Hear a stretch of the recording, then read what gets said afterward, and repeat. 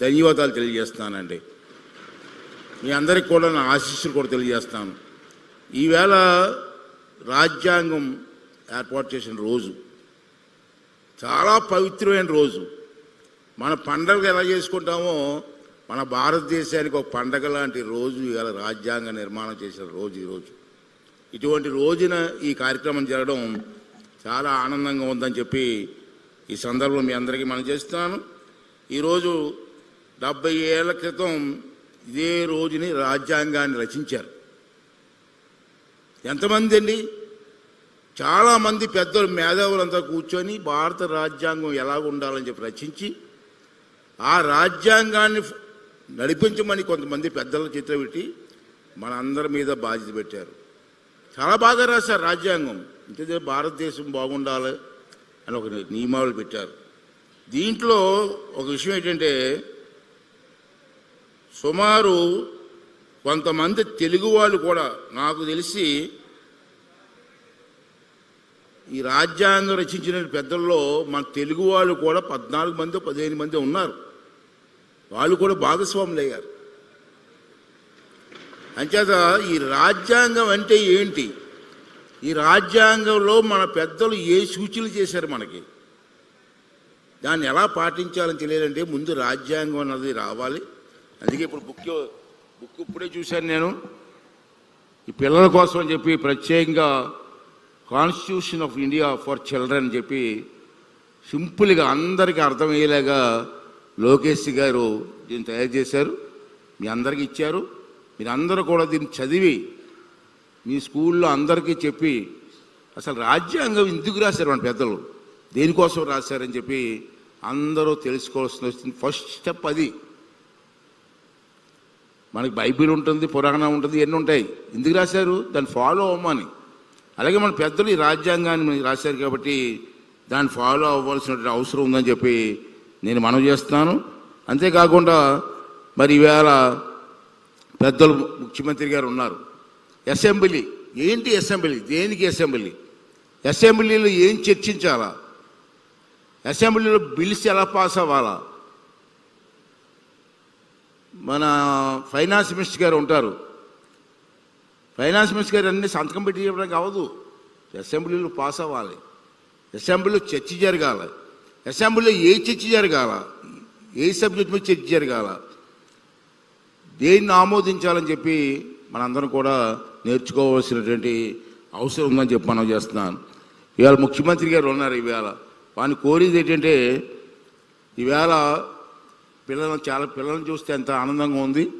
ఎడ్యుకేషన్ని ముఖ్యమంత్రి గారు చాలా ఆలోచిస్తుంటారు. నేను వారిదే చాలా సంవత్సరాలు బట్టి పనిచేస్తాను. నేను చూస్తూ ఉంటాను. ఎడ్యుకేషన్ మోస్ట్ ప్రయారిటీ ఇస్తుంటారు వారు. ఇంజనీరింగ్ కాలేజీలు పూర్వం లేవు. వీళ్ళ ఇంజనీరింగ్ కాలేజీలు వచ్చాయంటే ముఖ్య కారకుడు చంద్రబాబు నాయుడు గారే. పూర్వం ఇంజనీరింగ్ కాలేజీలు చదువుకోవాలంటే మా టైంలో బెంగళూరు, చెన్నై వెళ్ళి చదువుకునేవాళ్ళు. ఇవాళ మనకు కావాల్సిన ఇంజనీరింగ్ కాలేజీలు ఉన్నాయి. ఎన్నిటికీ ఎడ్యుకేషన్ చాలా ఇంపార్టెన్స్ ఇచ్చే వ్యక్తిని. అంచేత ఎడ్యుకేషన్కి ఇంకా ఇంపార్టెన్స్ ఇవ్వాల్సి ఉంది సార్. మరి నేను చిన్న కోరేది ఏంటంటే మొన్న కూడా లాస్ట్ టైం మీకు చెప్పాను నేను. స్కూల్స్లో హై స్కూల్స్ లెవెల్లో పిల్లలకి పూర్వం మేము చదువుకున్నప్పుడు, నేను ఇంటర్మీడియట్ చదువుకున్నప్పుడు ఎన్సిసి, రెడ్ క్రాస్ ఇటువంటివి ఉండేవి సార్. దాన్ని పునర్నిర్మాణం చేయవలసిన అవసరం ఉంది. ఎందుకంటే ఎన్సిసిలోనే రెడ్ క్రాస్లో నేను పనిచేశాను. నేను హై స్కూల్ స్టడీస్లో ఒక భావం, సేవాభావం వస్తుంది సార్. దాన్ని పనిచేయడం ఉంది. తర్వాత హై స్కూల్స్లో పూర్వం హై స్కూల్స్లో బ్రహ్మాండమైన ప్లే గ్రౌండ్స్ ఉన్నాయి. ప్రతి ప్లే గ్రౌండ్ని మనం తయారు చేసి అక్కడ గేమ్స్ ఆడుకునే ఏర్పాటు చేయవలసిన అవసరం ఎంతైనా ఉందని మనం చేస్తున్నాను. పూర్వం మా హెడ్ మాస్టర్ గారు ఉండేవారు. నేను హై స్కూల్ చదువుకున్నప్పుడు కంపల్సరీగా 1 అవర్ గ్రౌండ్కి వెళ్ళకపోతే ఇంత పేకబెత్తం అనేవారు. పూర్వం మీకు తెలియదు పేకబెత్తం అని. దాంతో కొట్టేవాడు మమ్మల్ని. కంపల్సరీ గ్రౌండ్కి వెళ్ళి 1 అవర్ ఆడవలసిందే. అటువంటి కార్యక్రమాలు చేయాలని చెప్పి ఎడ్యుకేషన్ మినిస్టర్ గారికి, ముఖ్యమంత్రి గారిని కూడా కోరుకుంటూ దానికి ఇంపార్టెన్స్ ఇవ్వాలని చెప్పి కోరుకున్నాను. లాస్ట్లో ఏంటంటే నేను చెప్పాను సార్, మీకు గుర్తుందో లేదో, మీరు ఉమ్మడి రాష్ట్రంలో ముఖ్యమంత్రిగా ఉన్నప్పుడు నేషనల్ గ్రీన్ కోర్ అని చెప్పి ఒక కార్యక్రమం చేసాం. అప్పుడు నేను ఫారెస్ట్ మినిస్టర్, మీరు ముఖ్యమంత్రి. ఒకే రోజు కొన్ని లక్షల మొక్కలు ఒక్క రోజు రాష్ట్రం అంతా నాటేవాడిని. చంద్రబాబు గారి నాయకత్వంలో. ఇందాక మీరు అసెంబ్లీలో ఇప్పుడు మాట్లాడినప్పుడు కూడా మీరు మాట్లాడారు. క్వశ్చన్ వచ్చింది, ఫారెస్ట్ మినిస్టర్ మీరే కదా, నువ్వేనా ఫారెస్ట్ మినిస్టరే, నువ్వు మాట్లాడే ఉందా చూశాను నేను. అతను కూడా క్వశ్చన్ వచ్చింది ఇందాక. నేను ఏంటంటే మళ్ళీ ఆ కార్యక్రమం మీరే చేయగలరు సార్, కార్యక్రమం చేయండి. ఒకే రోజు రాష్ట్రం అంతా అన్ని జిల్లాల్లో అన్ని గ్రామాల్లో మన పిల్లల చేత లక్షలాది మొక్కలు నాటితే కార్యక్రమం తీసుకోండి సార్ అని చెప్పి మరొకసారి మీ అందరికీ మనవి చేస్తూ ఒకటి మేము కోరుకున్నానండి. రాజ్యాంగం కోసం, దేశం కోసం ఎంతోమంది పెద్దలు త్యాగం చేశారు, ప్రాణాలు అర్పించారండి. అల్లూరి సీతారామరాజు గారి లాంటి పెద్దలు, సుభాష్ చంద్రబోస్ లాంటి పెద్దలు ఎందుకు చనిపోయారు? వారి కోసమా, వారి కుటుంబం కోసమా? కాదు, ఈ దేశం కోసం, ఈ దేశం బాగుండాలని త్యాగం చేశారు.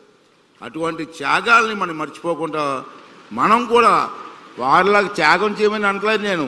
ఈ దేశం కోసం ఆలోచన చేసి ప్రతి ఒక్కరు కూడా ఆలోచన చేయవలసిన అవసరం ఉంది. అలాగే ఆఖరిగా ఒక మాట చెప్తానండి, రాజకీయాల్లో కూడా విలువలు ఉండాలండి. మనుషుల్లోనే విలువలు ఉండాలా, రాజకీయాల్లో విలువలు ఉండకూడదా? రాజకీయాలు కూడా విలువలు ఉండాలి.